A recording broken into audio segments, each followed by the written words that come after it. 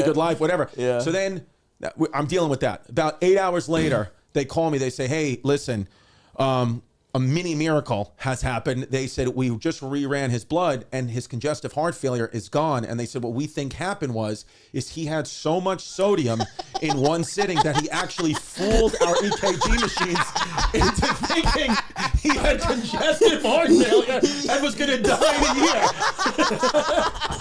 That's so awesome. Christianity. Dude, I swear, my dad, my parents have been divorced since I'm 1. So I told my dad about this, almost told him the story of Thanksgiving, and then was like, I'm going to go on this new path or whatever. And he thought he was going to be good, thought he was going to say, that's good for you, whatever. I swear to God, his first words, he goes, your mom's a crafty bitch. That's what he said. That's so funny. He knew, man. He knew exactly what you knew. Absolutely, but dude. he was like, whatever you're going to do, man. Like, I don't fucking care. Just do it. He's always, just do it 100%. That's all. Yeah. So his whole thing. Your dad is fucking awesome. He's a good dude, man. He's lost he weighs 190 pounds. Wow. Now he was 280. Wow. Now he's 190. And he's like, it's fucking unbelievable. I just keep losing weight. I said, Dad, have you been checked for cancer? Are you dying? He never even thought of that. I was like, he was like, I haven't even changed nothing. It's just the weight's coming off. This is a man who was hospitalized because he ate too much pizza, yes, correct? Exactly. Eldest, I don't know if you know this story. He literally, ate so much pizza, So what happened was, at 2 Christmases ago, 2 or 3 Christmases ago, he ate an entire tray of lasagna, right? The entire tray. It was supposed to be, his wife put it out for the party, and my dad downed the whole tray before anybody got there. That's fucking and awesome. Then she was like, Tony, that was for the party. And so he went crazy. He was just fucking sucking it. He was watching college football, whatever, just throwing it back. So whatever, we have the party, Christmas Day, whatever. He eats even more, he just ate cookies, whatever. And then that night, I was sleeping over, and that night, and he wakes up. I hear him and my stepmom talking. He's like, Tony, can you breathe? What's going on? He's like, give me the hospital. Give me the hospital. And I'm like, holy shit. So I wake up. What happened? He's like, your father can't breathe. I'm like, holy shit. He's like, but I don't think he's having a heart attack, but something's wrong. So we get him to the hospital. They hook him up to the machines, whatever. The next morning, one of the doctors comes and says, listen, unfortunately, he's okay for right now, but he does have congestive heart failure. The beginnings of stage 1 congestive heart failure, honestly, he probably has a year or two. People just don't live long with this. Basically, what's happening is, he explains to me, that basically what's happening is he's, got so much swelling in his heart that his heart can't pump the blood properly because of years of overeating and blah, blah, blah. His blood is so thick. Yes. That he's not even having a heart attack. Yeah. He has made his blood so fatty and thick that his blood cannot pump it. It cannot pump. His blood literally turns into ricotta.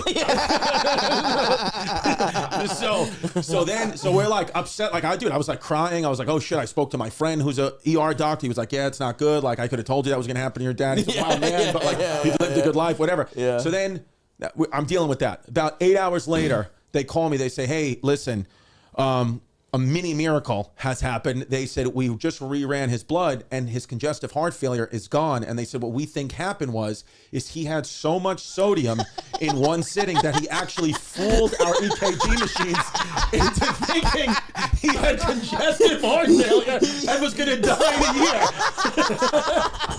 That's so awesome. To be those levels of fat are I feel like I'm a guy in junior college watching fucking Michael Jordan. I'm like, wow, that would kill me. I could never do that. Yeah, it expanded his heart, the amount of sodium, and then once all he had to do was they gave him water and diuretics because that's what was going to be the kind of treatment for that anyway, and then his levels just went back to normal because he just pissed out the sodium from the entire tray of lasagna and plate of cookies he ate, and then he just literally gets out of the hospital, it feels like he has a whole new lease on life, and he wanted to go to Arby's. First stop. Doesn't want to kiss his grandchildren. Dude, but my stepmother would. So my stepmother, the only way to control my dad loves my kids, his grandkids. Yeah. My stepmother made a rule, and it actually worked, where she would say, Tony, you cannot see the kids unless your blood sugar is below 110. Wow. So she would test his finger, and if it was above 110, she's like, you can't. That's it. I'm taking the kids away. That's that crazy. motivated him to not have that last cook. And then she'd be like, do you want to see Delilah? do not put that cookie in your mouth. And then awesome. she'd test his finger, and if he was under 110, he could come. That's crazy. So this is the man who just thought naturally his body was healing. He naturally thought, he changed some of the diet. He was like, he said, his dieting was, instead of eating like the cheeseburger, he wouldn't eat the bun. He would just eat like the meat, the bacon, and the cheese, which I know is keto, but that's what he would do. Or he said, I'd only eat like a little bit less. I wouldn't have like the snacks. Or he would say, I do the intermittent fasting. He's like, I stopped eating at like 7 o'clock, but I'm like, but you're still having 4,000 calories from 10 to 7. And then he just literally, every time I'd see him, because he lives in Tampa, he'd be losing a little bit more weight. And I'm like thinking, whatever, not questioning. Then when it got from 280 to 180, he didn't even think. He was like, dude, it's just coming off. It's amazing. He's like, I'm hitting my prime. I said, you could literally have cancer. The signs and is he good? What's going so on? he goes to the doctor, and immediately they put him up. They test his, they give him evaluation, whatever. As soon as they put the EKG thing on his heart, they said, you have a heart arrhythmia. You need to go to the hospital immediately. The reason you've been losing so much weight is because your heart is not conducting properly electrically. Wow. So your body is like shedding weight because your heart is pumping so hard internally. It's like you're running a marathon every day of your life, but you're just sitting there not feeling it at all. That's crazy. So it is absolutely 100% because you have a heart condition that needs to be fixed immediately.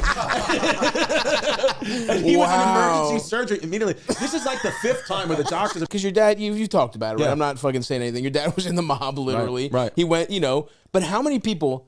No one gets out of the mob, right? No. You die or you spend like a life sentence, right? Your dad, spent a little time. Yeah. Spent a little time, did a little bit here or there, but pretty much gets out. Yeah. Right? Like, doesn't, never really faced crazy. He wasn't like they seized his assets or anything. Like, was a great dad to you, right? Best. Like, was with you constantly. The best. Great, is a great grandfather, has survived multiple marinara sauce health incidents, right? Like, just has a nice house, lives in fucking Florida, you told me still fucks his wife, even though he's old as shit. You know what I mean? Like, Dick still works. It's like, he might be one of the luckiest guys of all time. It feels like that he lives an enchanted life, right? Like where he has like a little fairy godmother. He literally, like, he is one of those guys, like, luck. He will tell you though, like, when it's interesting because when I look at my father, I'm like, what a lucky man. Right. And then like when he talks to me, like I remember like the lessons from when I was a kid, when he would pick me up from my mother's house in Queens and drive me in 3 hours worth of traffic back to his house on Staten Island. He would just have life lessons. He would talk to me about the Yankees and yell at me about like their pitching staff and stuff. I'm like, I'm 11. I don't know what's going on. And then, but he would always tell me, he's like, I remember he would tell me, if you want to know exactly what not to do in life, you look no further than your father. You do not want to be this. So you just see what I'm doing in life and you do the opposite and you'll be okay. And I remember hearing that, being like, you're like the man. You're an absolute hero. And when I would tell that to my mom, she'd be like, you listen to your father. Right. He's an asshole. But I never, because I do understand now as I've gotten older. Like I tell story on stage about like when he took me to Yankee Stadium and he made me, we were at Dwight Gooden's no-hitter and he made me make believe I had special needs to get better seats behind home plate. This whole thing. And I'm like, I get as an adult now how like a mother would be like, I cannot spend my life with this man. He's an idiot. But to a child, he was my hero. So it's like, so I never saw him that way. But as I've gotten older, like I almost tell him, like, I am on your side. I will run into a burning building for you. But I 100% agree with mom for divorcing you. Right. She had to do what she had to do, and I get it. But he got out of the mob and like didn't, you know what I mean? Yeah, like he was, well, because the thing is with him is like he wasn't, because he's like half German too, so it was like that Ray Liotta thing where it's like he never really was like a made guy. Like those guys you can't get out. My dad was more of like not even an associate, like just working around, with the guys gambling and kind of around. So he was, those were his crew. But did he have a real job when you were growing up? Exactly. No, exactly. I remember I would call in a number. It was a different number almost every month. He would tell my mom what the new number is, and then I would call that number, and he or someone would pick up and go, accounting. That's what it always was. I didn't know what that, and I was just, okay, I guess accounting, and then I would start talking to my dad. Right. And, so. But, like, that plus, like, constantly getting pussy, right, the second. What was the weird thing, like, as soon as he divorced your mom, did he date, like, her sister or something, or? No, he was with my stepmom for, like, 35 years. My mom divorced him, and then, I didn't know this, my dad, so, like, they divorced, and, like, I lived my mom still lives in the same house that I grew up in. And I just thought like my dad like always lived in Staten Island. I just thought like he immediately got thrown out of my mom's house and just went to Staten Island. But he's like, no, he was like, I was living down the block from you above the bodega for like 5 years. He's like, you don't remember any of that? I said, not at all. He goes, dude, I lived there for 5 years because just to be like close to you. And then I moved to Staten Island when I met your stepmother. Wow. So yeah, no, see, the good thing that I have with my dad is what I have. The good life lesson that I have is I have what a good relationship looks like and what a bad relationship looks like. I have 35 in my dad. I have a 35-year marriage with my stepmom who like everything just works and they compromise or whatever. And then I have what the divorce relationship looks like.